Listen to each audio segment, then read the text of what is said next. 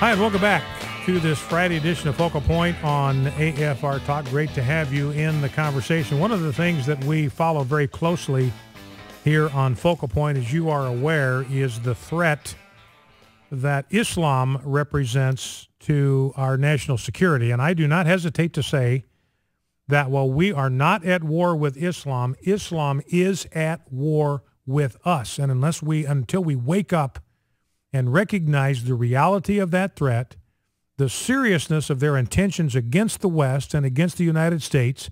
We've talked frequently about the acknowledged goal of the Muslim Brotherhood, which has infiltrated this administration, infiltrated the White House. Their goal is to exterminate and destroy Western civilization, to sabotage our miserable house from within. And we talked briefly the other day about this terror training camp, a shadowy terror cell that's located in the state of Texas. And we've invited a man who's been a guest on this program before, John Guandolo. John is a counterterrorism expert. He implemented the very first FBI counterterrorism training and education program. He's a former FBI agent assigned to the counterterrorism division in Washington, D.C. He's the founder of the website understandingthethreat.com and co-author of the book Sharia, The Threat to America, author of a brand new book, Raising a Jihadi Generation. I encourage you to pick up a copy of that. John, welcome back to Focal Point with Brian Fisher. Thank you very much, and thanks for having me. You bet. Well, John, talk to us. The specific thing I wanted to talk about, and maybe first of all, just for a moment, talk to us about your new book, Raising a Jihadi Generation, subtitle, Understanding the Muslim Brotherhood Movement in America. What's the book about, and why did you write it, and why should we read it? Well, I wrote the book simply to explain to the average American, the law enforcement. I wrote it with local law enforcement in mind, but the book is an easy read for anybody, and it's meant to be a very easy read. It takes the history, the structure, the objectives, the doctrine of the Muslim Brotherhood, and really boils it down so it's understandable but yet detailed enough that people know this is a real threat. But mostly I wanted to lay out the vastness of the network. This network in the United States by the Muslim Brotherhood comprises thousands of organizations. And what I lay it out in the book, I lay it out in a manner where the evidence presented at federal terrorism trials is laid out, so it's not even a professional opinion. It's a legal, factual opinion about the threat based on evidence. And I did it because in my estimation, and by the way, in my experience, I just did a training program for 40 law enforcement officers outside of Washington, D.C. A month ago, I did it for over 100 law enforcement officers in North Carolina that included federal agents. None of these guys know this stuff because it's not being taught, because it's too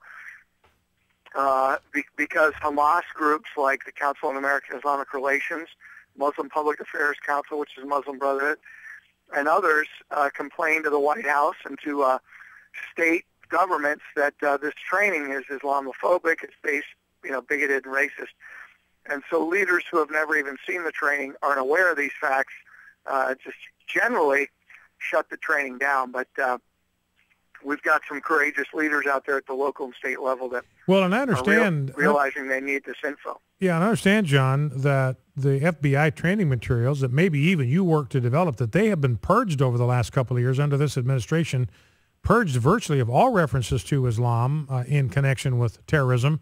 We saw that the Pentagon's report on the Fort Hood shooting in 2009, Major Hassan, who called himself a soldier of Allah, shouted Allahu Akbar when he jumped up on the table and started cleaning out the room, that there was no mention of Islam or the word Muslim anywhere in the 86-page after-event report from the Pentagon. So it seems like what you're surfacing here is that our own administration, our own law enforcement, has been willfully blind to the reality of what we're facing with Islamic Jihad.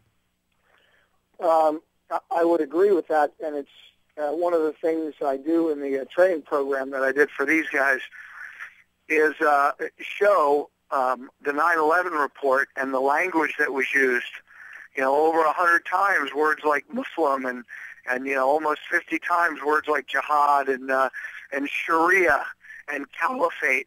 These guys, the Brotherhood, Al-Qaeda, the jihadi groups, and the nations, the Islamic nations, you watch a martyrdom video or you listen to Al-Qaeda or you read the Muslim Brotherhood literature.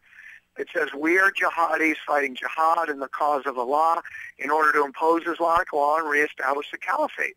And when you can't use any of those words to describe the enemy, you can't describe the enemy. And if you can't describe the enemy, you can't identify him and defeat him.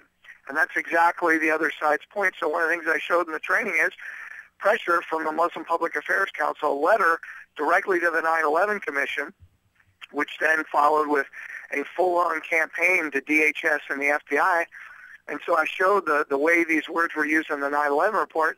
And then in the 2009 FBI counterterrorism manual, and then the DHS national strategy for the U.S. government, and those words, the numbers went down to 0.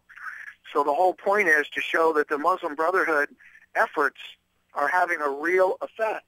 And now the training is shut down, you've got a vast number of local, state, and federal agents who are working this issue at all levels of our society and do not know this information. They're basically flying blind, and they're kind of groping around in the dark.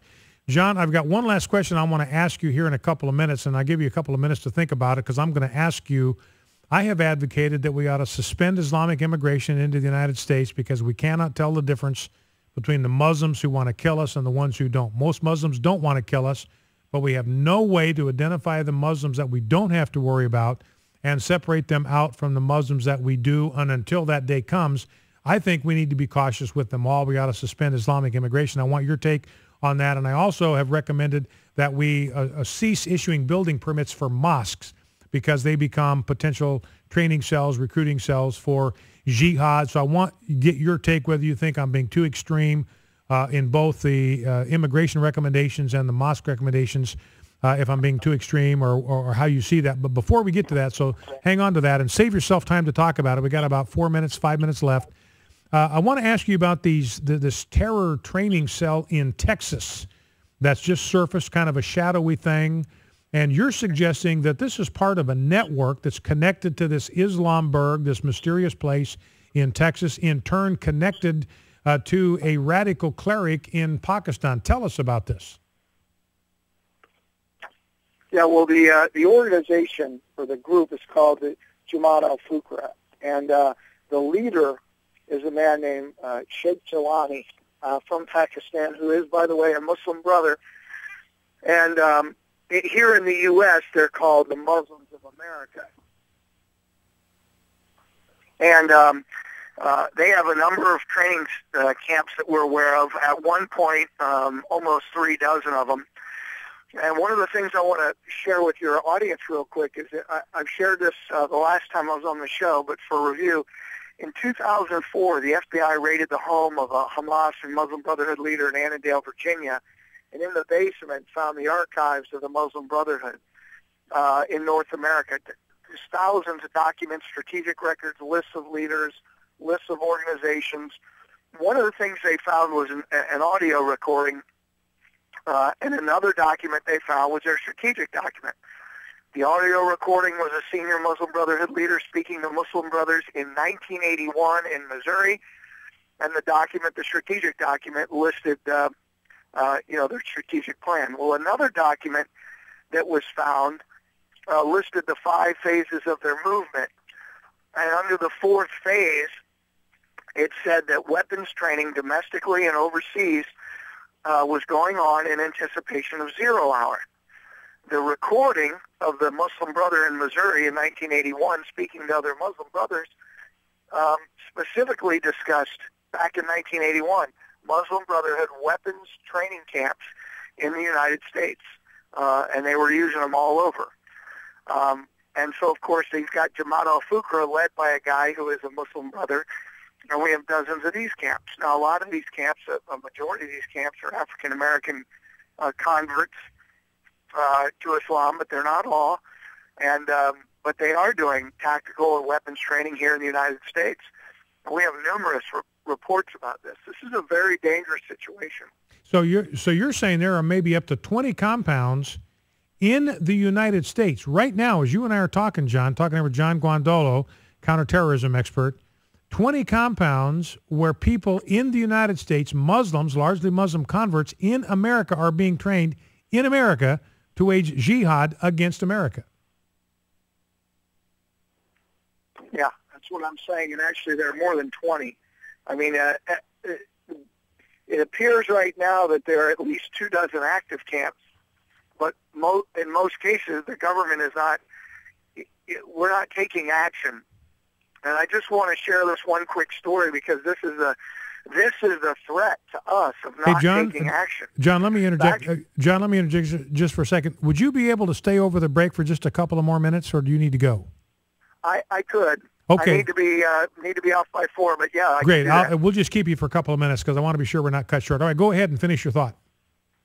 Well, in the late 1980s in Colorado, the police got information, and they had been doing some investigations about Jamaat al-Fukra camp, a Muslims of America camp in Buena Vista.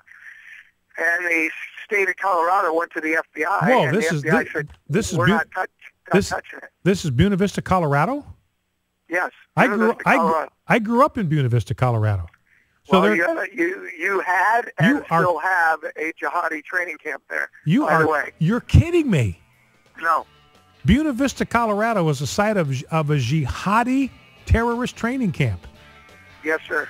And what are authorities doing about it? Well, so back in the 1980s, the state of Colorado took it to the FBI, who refused to do anything about it because they said, look, they're Muslim. And so we're not going to do anything. So the state of Colorado, the Attorney General of Colorado, appointed a special investigator who then put together literally dozens and dozens of law enforcement agencies from across state in a huge task force. Hey, John, let me interject right here because we're coming up against a hard break. I want you to finish the story about Buena Vista. Then I want to ask you about mosques and immigration when we come back. We'll just keep you for a couple of minutes. Our guest is John Guandolo, counterterrorism expert, author of the new book, Raising a Jihadi Generation. Be right back. Focal Point AFR Talk.